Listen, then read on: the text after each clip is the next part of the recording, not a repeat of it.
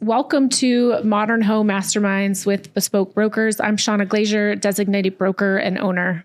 And I'm Brittany Williamson, associate broker with Bespoke Real Estate. Shauna and I are Bespoke Real Estate, but we're also your guides to modern luxury across the entire state of Arizona.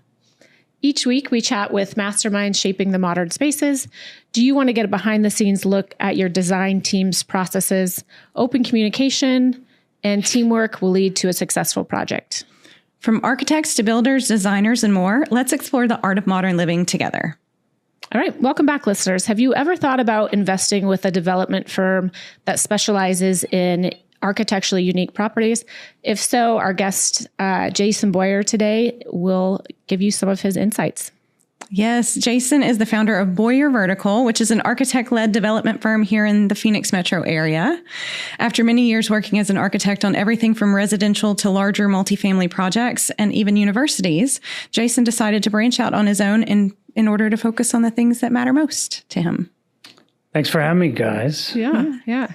So, Jason, after years as working as an architect and on some pretty major projects, what made you decide to jump over to the development side, and how can our listeners get involved with your firm? Look, everything that I've been able to do and doing today is because I decided to be an architect. Mm-hmm. So the skill set that I've learned as an architect and the projects I've worked on over all the years have sort of given me the tools and confidence that I need to branch out into real estate development. And really, for me, what I've learned over the years or learned through the practice of doing is that, for me, architecture was a great job, a great career. It always paid the bills. But any wealth that I've been able to build that's allowed me to do what I'm doing now in real estate came through buying real estate and owning real estate as a passive investment, or eventually now as I've been doing for the last 10 or so years. In buying land and designing a piece of architecture on it and then selling it to others, came from my skill set as an architect. So those two things kind of combined, where it's like my side hustle was real estate when my full-time job was architecture, and now that's kind of flipped and become integrated. Sure. And then of course I've added now construction to that because it helps me control all aspects of a project that I do. And, control is an important thing when you're trying to move quickly and efficiently.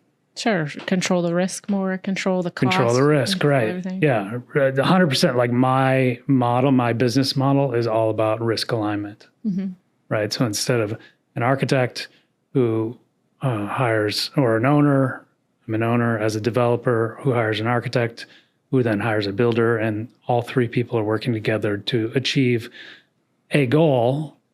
Sometimes there's some competing goals in there within each of those three entities. And in this case, my business model aligns all of those. So we're all working together to achieve the best spot. Right. That's right. Yeah, 100%. Okay. That's awesome. So you have some really cool multifamily projects like Art House, which I know we have some photos of. Do you tend to focus more on multifamily, or are you going to do some single family residential? What does that look like? So I would say I'm interested in doing cool architectural infill projects. Infill is kind of my focus. Okay. Art House happened to be my first sort of more significant development project. It's a condominium deal in Midtown Phoenix, 25 units, 6 different unit types in a great location. And the idea with Art House was to create great architecture in a attractive site, an attractive part of town, and do it at an attainable price point. And so most of all the people, I think, that typically are certainly attracted to Art House and other projects that I've done, they're a little more design savvy. They're looking for something unique. They understand that an architecturally designed property is different than a builder designed, pick this one or that one kind of deal. Mm-hmm. We're looking at a photo here. Is this the courtyard? Yeah. So Art House it's an infill site in Midtown, sits right nearly across the street from the Phoenix Art Museum. And so, and then it's buffered by Willow. In this case, this photo is one of the court spaces on the second floor. And so the units kind of share this semi common outdoor space. And here what you're seeing is like the pathways between the units are tighter and the units are taller. And so it sort of becomes like a European street in a sense that it shades itself. And of course, here you see the solar panels on top, which were added really to offset the common power requirement. And so with Art House, the idea was the amenities exist in the area, right? If you need a gym, the gym exists. So it's like, don't build a gym that nobody works out in. Don't build a pool that nobody swims in. Connect through partnerships with local purveyors in the area. And so that's what we tried to do when we were selling the project and extended now as people have lived there nearly 10 years. And so at Art House, we tried to, keep the HOA fees as low as possible.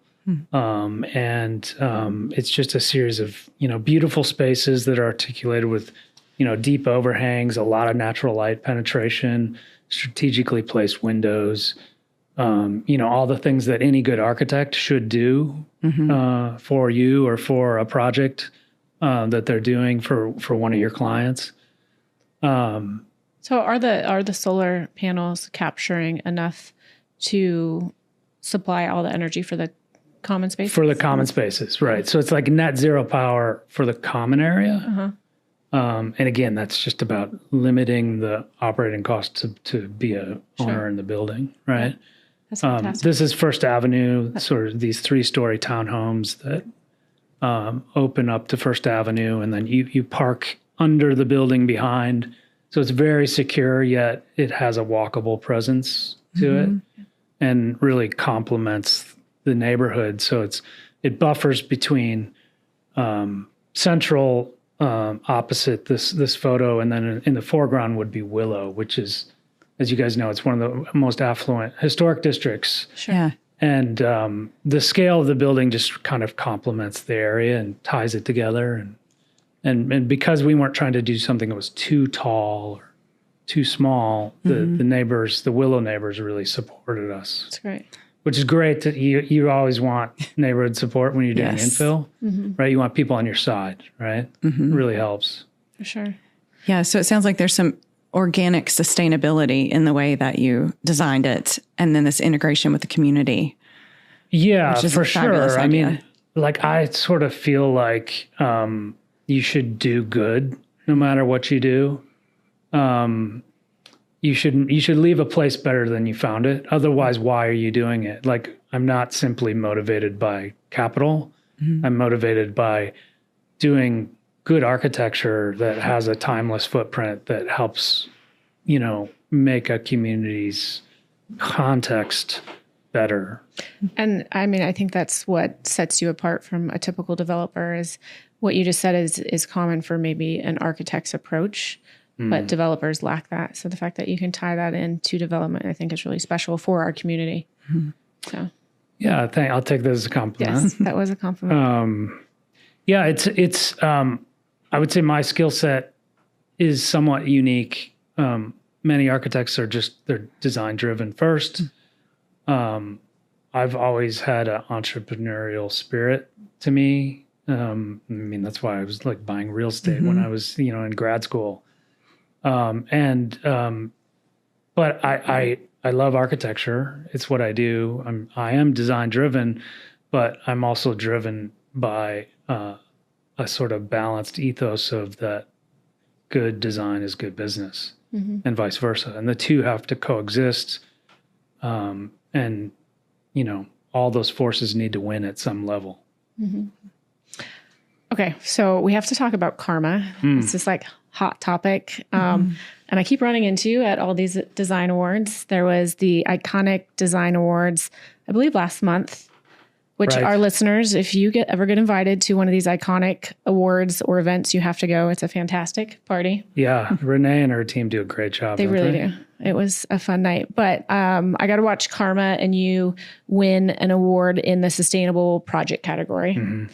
And then just this last weekend at the AIA Arizona Design Awards, Karma won a Distinguished Architecture Award, right? And for our listeners, AIA is America's Institute for Architects. So it's a very prominent award to go to or to receive. So congratulations on those. We know that it was featured in Dwell magazine before it was even finished, which is great. So, and a buzz on a few more awards coming up. So tell us and our listeners all about Karma. Karma again is an infill project, and in many ways, I think its success. I think people will judge it in the long run as really a model for suburban urban infill, and it happens to be it's 11 single family detached homes in a small lot subdivision organization. So I in its creation, I acquired 3 separate lots adjacent to each other that all had some level of old to blighted property, old to blighted vertical structure on them. And so they kind of had outlived their usefulness. So I was able to assemble them and then create the design for Karma, which is really about, again, I wanted to create something that was contextually appropriate, but had a really modern vibe that spoke to people's current lifestyle needs. And for me, what that meant when I say lifestyle needs is that Karma was designed at the sort of front end of COVID, right? And we all had a little, break check there, like what's going on. And, from that, I think a couple of things became really clear. One, people needed more flexibility in their work lifestyle. So the Karma homes integrate like a fourth space that's really could be a fourth bedroom, could be a dedicated live workspace, and it's acoustically isolated from the rest of the home, which is key. It's brilliant. Right. And the other thing is the Karma homes, the site is relatively small because infill sites tend to be costly. And so you have to put more density on them. And I was able to achieve that by through the sort of orientation of the homes. There are 2-story livable bar with a garage area. And here you sort of see that this is an image of the front of it's Bethany Home in 13th Place is the location. And so here's as if you were coming into the community. But the homes really have this sort of backyard livability to them. This is an image of the front. And so the main entry to the home is at the center of the house as opposed to being immediately at the front. And so when you come in, you're immediately thrust into this outdoor space and you have this 2-story volume that opens up and connects to the backyard outdoor spaces. So like here's a picture of you have these, 4,600 to 5,000 square foot lots that are extremely livable, designed down to the inch. So that there's a pool in the backyard, there's outdoor sitting area, outdoor dining area, barbecue, fireplace, green fire area pit, for the pets. Right, a little space for the dogs. And it just sort of moves indoor, outdoor. And so the outdoor spaces of the backyard become like additional rooms. So even though the homes are modest in size, they're about 2,500 square feet on average, they have this sort of indoor-outdoor connectivity to them. They live a little larger. Super livable, right? They definitely live larger. And my wife and I, my daughter, actually, we bought one of the homes. So we live there currently.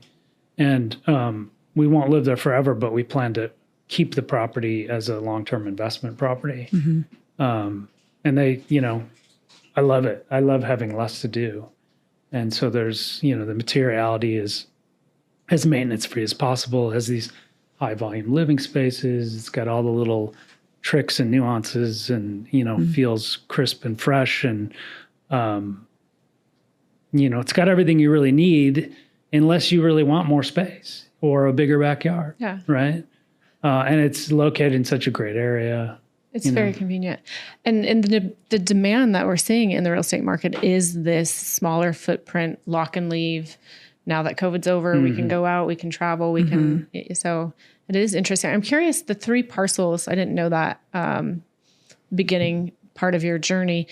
When you purchased one parcel, did you know that you were going to purchase the other 2? Did you have any like confidence that they would sell them to you, or how did that work? It's always a trick when you're doing an assemblage. So first there was one parcel available and I looked at it and it just didn't work. It was like too much effort to make, like it was going to get 4 units on the property and it didn't work. And so there was a broker that represented that parcel. And I said, look, I'm interested, but to make this deal work financially and from to have some real presence to it, I'd like to acquire all 3 of these parcels. And I said, if you can go to these owners and get them to agree to be willing to sell their property, then let's go talk to them.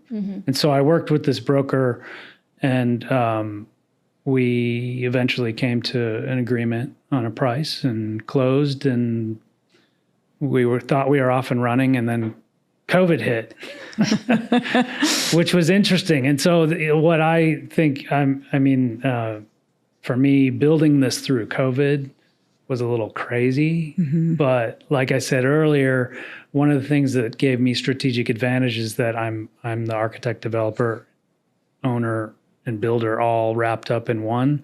So I could pivot quickly when I needed to on cost issues that occurred and things like that. And I mean, who knew that my high school buddy in the Midwest would be my saving grace, because he owns a lumber yard in the Midwest that happens to be not very busy, unlike the West Coast that's very busy, right? We had this regional bubble. And so I said, hey, Steve, can you just look at my lumber bid?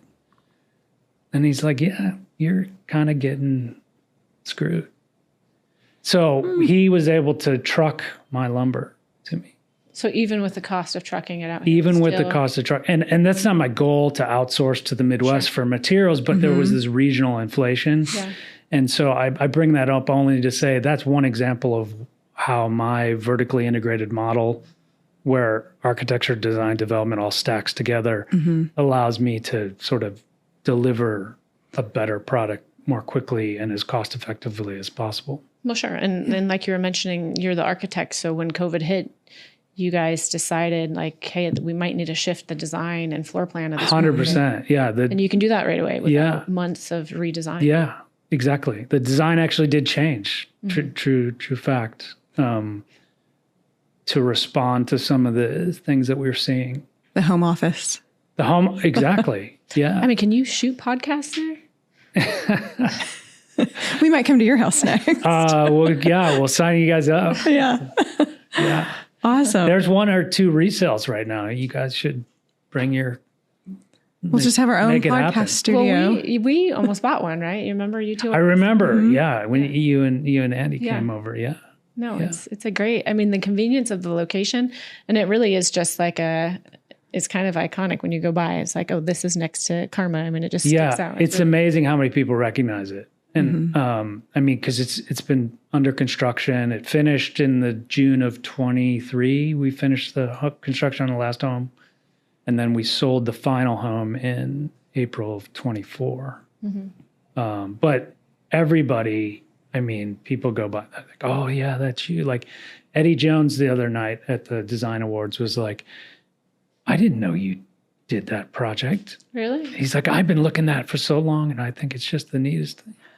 Which is cool. What a compliment. When another architect, a well-known, amazing architect comes to you and compliments you in that way, it's like, that feels good. Yeah. Right? You're doing something right. When your peers and the neighbors and, I mean, you guys are talking to me, so you must be doing something. It's going to be a snowball for you, right? I mean, it took you how many years from start to finish when you got those? So most of these projects take 3 to 5 years from start to finish. And when I say start, I mean from the point that I've started to acquire the property. You've got to negotiate, close, you got legal agreements, all this stuff you got to work through. You're working on the design simultaneously, you get permitting, Eventually you start building it, you start marketing it because you got to have buyers for your product. You're selling them. And depending on what happens with the market, the climate, right? I mean, who knew interest rates were going to, double, triple, go from 3 to 7. Yeah. We had sold 9 homes off paper, and then the last 2 took almost a year because rates went from 3.5 to 7.25 or whatever, right? Yeah. And this, like I said, this space, this is kind of a entry-level luxury product. Karma is. So most people are financing. This isn't the $3 million plus range where people are coming to the table with all cash. And so they're still tied a little bit to market sensitivities of interest rates. What's interesting though is the time frame that you just gave. You said 3 to 4 years. 3 to 5 on the outset. Yeah. I mean, you can develop one hillside Paradise Valley estate, and it would take the same thing, 3 to 4 years, depending on the site. Yeah. Which is one property. So it's interesting. You can build 11 of these, and yeah. Well, and they're I mean, to be just to reflect on. I'm doing a spec right now in the edge of PV Arcadia, where I purchased a piece of property in Marion Estates. Is that? Yep. Yeah. Did I say that right? Marion Estates. So north of Stanford, between 40th and 44th. Behind the Global Ambassador for all of our listeners. Yeah. So it's awesome location. Right. It sits on a little wash. So I'm working on that, and that'll probably take 2.5 years from the point that I acquired it in May of 24. And so I'm working on the design now. It'll probably take, I hope to start construction in March, April. And it'll probably take a year to build, maybe 14 months. So that's 2 years, 2+ years. For one property. Yeah, it takes time. Which, that's another thing I'll say.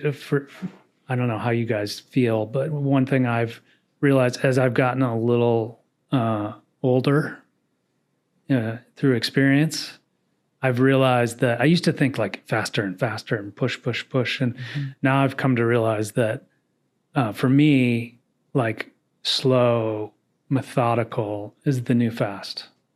Because if you do that right, if you do the right things, if you take the right steps, you'll get to the end goal faster than if you push. And you end up with a better product. Yeah. We see that a lot in real estate, especially with, in the times when it was so big to flip homes. You could, as an agent, you could walk in and immediately know this was a flip. Or these people actually did this for themselves to live in it, and they took their time picking out things and doing the work. Yeah. Well, and I mean, you guys see the stuff that's out there. I mean, there's a lot of spec work where people effectively trying to do what I'm doing, but not as an architect, are investing in properties and tearing them down and putting new so many of them just look alike, and there's no creativity to it. There's just like boxes kind of mushed together with little whatever. I think that's one of the things that differentiates what I can do is really create something that's unique and valued and something that's desirable, not just today, but in the long term. Like we have a house that I designed that we lived in before we moved to Karma. And it was built in 2008. I think we bought the property in 6, built in 8. It sits just north of the Global Ambassador and Park Paradise 2, right? So, and it's a modest sort of modern ranch, but it's super timeless. And, people come in it and they think, did you just finish this? And it's like 16 years old now. But because of the spaces and the connections to the indoor outdoors and how the materials sort of blend in a very neutral but sophisticated way. It just stands the test of time. Yes, authentic architecture does. Yeah. I mean, we specialize in modern architecture, and working with architects, and there's been homes that I've sold that the buyers will walk in and they'll be like, why is the seller selling what it looks brand new? And I'm like, it's 20 years old. And it just stands. See, that's awesome. Yeah. That's beautiful when that happens. Stands the test of time. And those homes exist. They have existed. They're jewels all around the valley. I mean, this place is a sleeping giant for good architecture. You just have to find it. For sure. I love what you put on your website about karma, and I'm going to read it. It's a collection of residences carefully curated to provide you more time, energy, and freedom to pursue your intentional lifestyle. And I think that's what we've been talking about is good design lends itself to more livability and a better lifestyle. Right. And it doesn't have to be big. No. It can be appropriate for you. Right. And the one thing about residential architecture is it can be a very personal thing for the people that live there if you let it, right? Sometimes too personal. We have had those instances. I think I mentioned the home I sold that was essentially one giant hallway because they were art collectors, but nobody else wanted to take that on. Yeah. But I think people have realized, like with Art House, I used to say this, like, if people spent as much time thinking about their residence, their home, as they did what kind of car they're going to drive, like we'd all be living a little differently. You know what I mean? Like Phoenix is a very car-based culture like anyway. Smaller but footprint, you're saying? Yeah, or just, people get hung up in, some people are car people. Or they think cars give them status. Like, how many apartment communities around here are filled with Range Rovers and BMWs? All of them. Right. Which is wild. I'm from the Midwest. I didn't grow up that way, but I still to this day constantly telling my 13-year-old daughter, like, this is not normal. We live in a little bit of a bubble here. So keep it in perspective. Yes. But anyway, I think people are starting to understand more about the power of architecture and how it can enhance their lives, both in terms of not having to spend a lot of time maintaining something and providing really value to the experiential side of how you live. Yeah, that is exactly what you're creating. It's great to see. Trying. And I love to see you kind of bridging that gap that a lot of times we see and sell wonderful architecture, but it is at a very high price point. And so I think kind of coming in at a more attainable price point, yes, you do have to deal with people that may be wanting to get or needing to get financing. So sometimes in times like these, it's a little more volatile there. But I think it's important that people do have access to good architecture and you don't have to spend $5 million to, have something that was designed well. Right. Isn't that nice? Yeah. It is. I mean, it's actually quite important that we have more properties out there that speak to that, exactly what you just said. Right. I agree. So yeah, I mean, I'm not the only one doing it. There's a lot of other people that are doing it pretty well.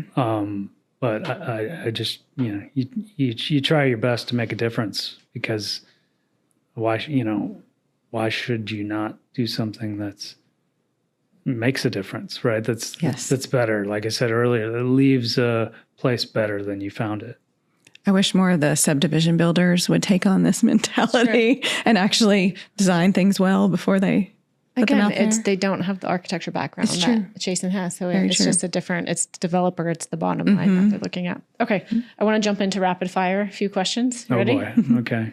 All right. Where are you from, or where did you grow up? I think you said the Midwest, but tell us a little bit. I grew up in the Midwest, Rockford, Illinois. I grew up as a Midwest kid. I guess I became interested in architecture. I don't know. I think my school probably had drafting classes, and I had a lot of Legos. And those things were kind of foundational to how I got to where I'm at today. Sort of very young age, you were designing. I think so. Crazy. That's cool. Recently, when we talked to you, you mentioned that you've started traveling a little bit more. Is there anywhere specific that you have on your bucket list? There's actually a lot of places. When I got out of grad school, I had traveled a ton because I'm like, you know what, the next whatever number of years I'm gonna be working my tail off. And now I'm sort of in that point where I'd like to go places more. So I want to go. I want to get back to Italy. My wife's actually never been to Europe. Wow. And so she's super antsy to get out and about. But right now, most of our travel is tied up with our daughter's soccer schedule.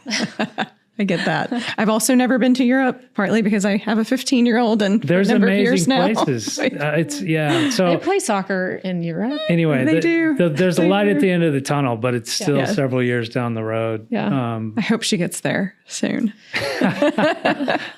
What is the best advice you've ever received? Um, Or some good advice that you've received? I know it's hard to think of off the cuff. Wow.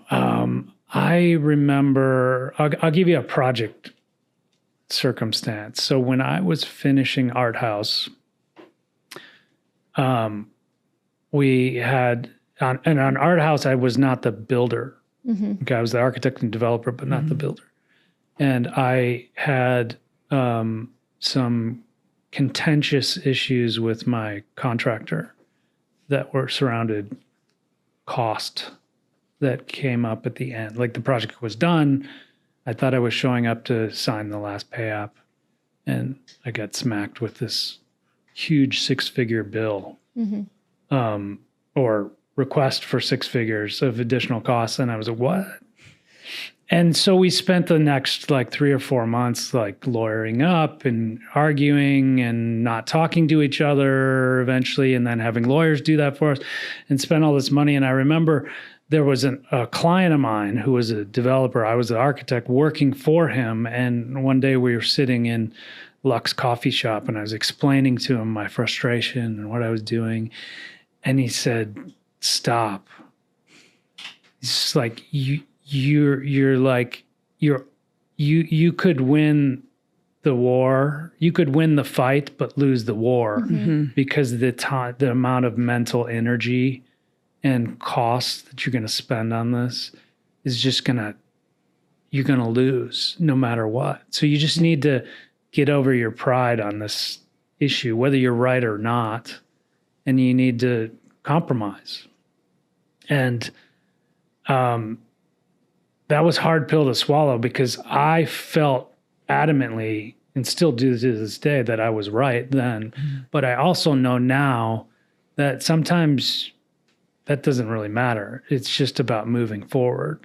And everybody still has to come out of something whole, right? And in the end, it's important to have good relationships. And so this particular situation, we resolved it. That person who was the builder needed to do some warranty work for me on the building. He eventually did that. He showed up. Like I thought he was going to walk away and never do what he was supposed to do. That's great. So to this day, I have huge respect, even though we had a big issue. We got over it. And he might not have shown up. I mean, wouldn't have shown up had you continued to go through it. So sometimes you just have to overlook the intensity of the situation and see the bigger picture and just move to that. Yeah, that's advice you can use in all areas of your life, right? For sure. That's true. All right. Any recent splurges? I guiltfully made a acquisition of a Porsche 911. That's what we were prying for. It